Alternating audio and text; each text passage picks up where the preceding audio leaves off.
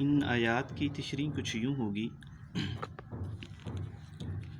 یعنی غزوہ بدر میں شکست فاش سے دوچار ہونے کے بعد اگر اب بھی یہ کافر اپنی سرگرمیوں سے باز آ جائیں تو ان کی سابقہ خطائیں معاف ہو سکتی ہیں، اور اگر باز نہیں آتے تو ان کا بھی وہی حشر ہوگا جو غزوہ بدر میں ان کے اکابر کا، یعنی جو پیش رو تھے، سردار تھے، ہو چکا ہے۔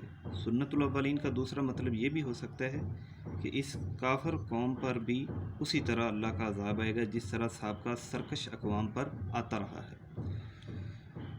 دوسری آیت میں فتنہ کا مفہوم سمجھنے کی زیادہ ضرورت ہے۔ فتنہ کا مفہوم اور جہاد کی ضرورت، اس کی آپ ہیڈنگ دے لیں۔ فتنہ کا لفظ بڑا وسیع المعنی ہے، یہاں اس کا مفہوم اسلام کے خلاف ہر وہ دشمنانہ کوشش ہے جو اسلام کی راہ میں رکاوٹ بن رہی ہو۔ ایسی رکاوٹ کو راستے سے ہٹانے اور اسلام کی راہ صاف کرنے کا نام جہاد فی سبیل اللہ ہے۔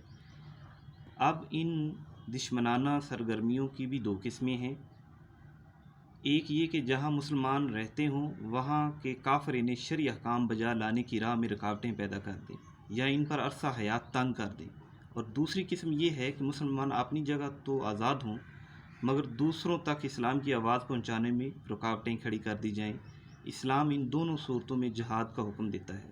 آج کی زبان میں پہلی قسم کی جنگ کا نام دفاعی جنگ ہے اور دوسری قسم کے جہاد کا نام جارحانہ جنگ ہے۔ اسلام ان دونوں طرح کی جنگوں میں کوئی فرق نہیں کرتا، کیونکہ جہاد فی سبیل اللہ کی تعریف ہی یہ ہے کہ لِتَكُونَ کَلِمَةُ اللَّهِ الْعُلْيَا، یعنی اللہ کے کلمہ کا بول بالا ہو، اور یہ اسی صورت میں حاصل ہو سکتا ہے کہ ہر طرح کی رکاوٹ یا فتنہ کا کلا کما کر دیا جائے۔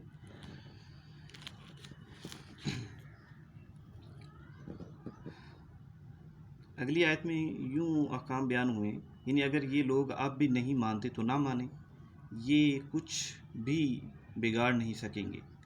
جس طرح اللہ تعالیٰ نے غزوہ بدر میں تمہاری سرپرستی اور مدد کی ہے، آئندہ بھی ان کے مقابلے میں کرتا رہے گا، اور اللہ سے بڑھ کر اچھا سرپرست اور مددگار کون ہو سکتا ہے۔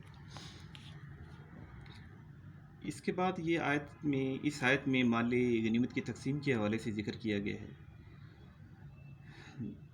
جیسا کہ سورہ کی ابتدا میں بھی اس کا حکم دیا گیا۔ وہاں صرف اتنا جواب دیا گیا چونکہ یہ خالصتاً اللہ کی امداد کے نتیجہ میں حاصل ہوئی تھی، اس لیے سب اموال زائدہ یعنی مال غنیمت اللہ اور اس کے رسول کے ہیں، یعنی تم آپس کا تنازع فوری بند کر دو۔ اب اس کا تفصیلی جواب یہ دیا گیا ہے کہ اموال غنیمت کا 5واں حصہ اللہ اور اس کے رسول کا اور باقی 4 حصے مجاہدین کے ہیں۔ چنانچہ مال غنیمت کا پورا ایک جگہ اکٹھا کر دیا جائے گا، اور اس کا 4/5 یعنی 4 حصے جو ہیں وہ مجاہدین میں تقسیم کر دیے جائیں گے، اور باقی جو 5واں حصہ ہے وہ اللہ کا ہے اور اس کے رسول کا ہے، اور نبی کریم صلی اللہ علیہ وسلم کے جو اہل قرابت ہیں ان کے لیے ہے، یتیموں کے لیے ہے، مسکینوں کے لیے ہے، اور مسافروں کے لیے ہے۔ اور اس حصے کا تصرف کا اختیار آپ صلی اللہ علیہ وسلم کو دے دیا گیا ہے۔ آپ صلی اللہ علیہ وسلم جسے چاہیں اس کو یہ عطا کر دیں۔ جزاک اللہ۔